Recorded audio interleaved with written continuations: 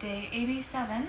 So we took the box that I purchased from the post office 2 days before. It was packed. I line itemed everything. I sent the printed invoice to the post office, and I taped up the whole thing. I worked in the morning. Brooke had another rough night sleeping. I did as well. And then we headed to the post office? Yeah. So we headed to the post office, got there around 2 or something, 1 or whatever it was. Let's just say, if anybody needs to know how to ship something internationally from Japan, hit me up. I know exactly how to do it. Not only do I know how to do the categories, but you have to put the category, like souvenirs, and then you have to list what kind of souvenirs. Ceramic ornaments, wood whatevers. So we get there, and the guy tells me that you cannot ship one box that has a value of $100 or more. Well, the value, because you had to put inside that line item, you had to put where it was purchased, how much it was purchased for, how many grams it weighed, and how many items there were, and along with a description. And then, so I get there, and he's like, you can't ship this box. It has to be $99 or less, and it was 300 and something. So then I had to proceed to take the printout and figure out what could go in what box.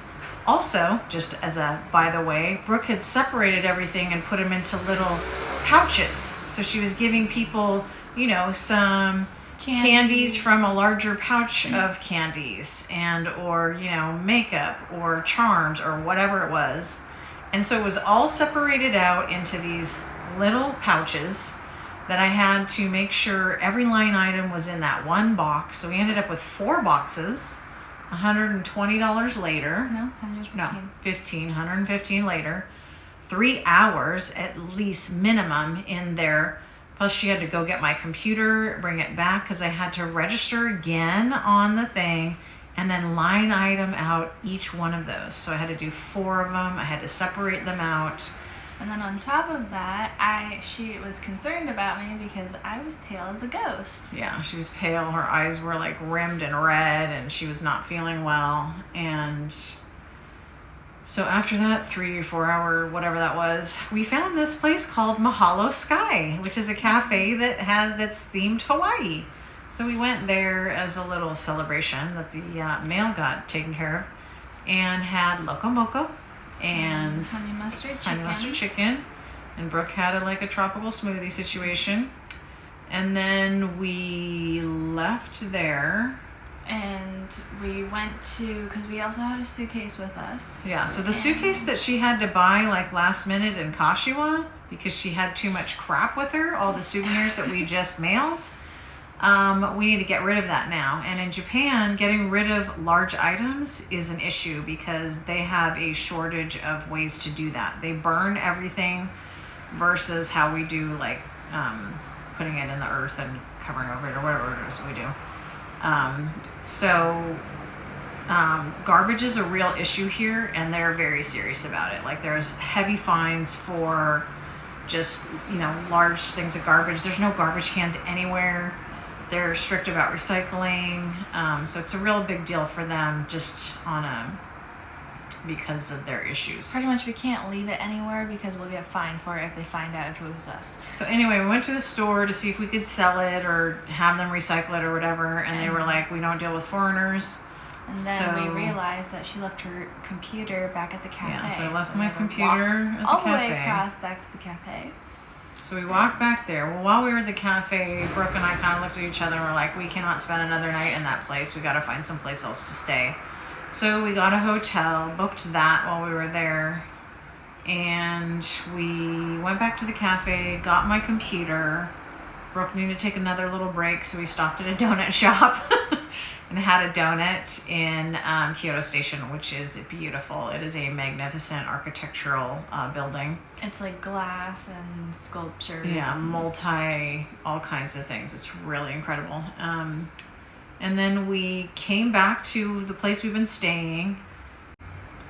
We packed our stuff up, and Brooke has 2 jackets, so I told her to wear the big, heavy one and put the lighter one on top of her backpack and suitcase. And we were rolling our way down the street to the hotel, which took like less than 10 minutes to get to. We checked in, got upstairs, realized that her jacket was no longer on top of her suitcase, and it had her coin purse in it, which it had some cash in it, no big deal.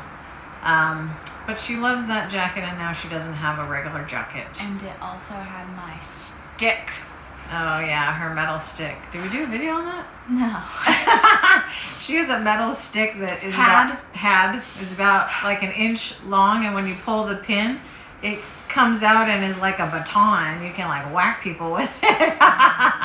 So that is missing as well. And we thought, because it's Japan, like when people leave, like if somebody, leaves something on the side of the street, you just leave it there. Nobody picks it up. But I don't know if it was Americans or maybe somebody did steal it. But we've checked all the convenience stores and all the restaurants and stuff around here, and nobody's seen it or turned it in. So, wah wah.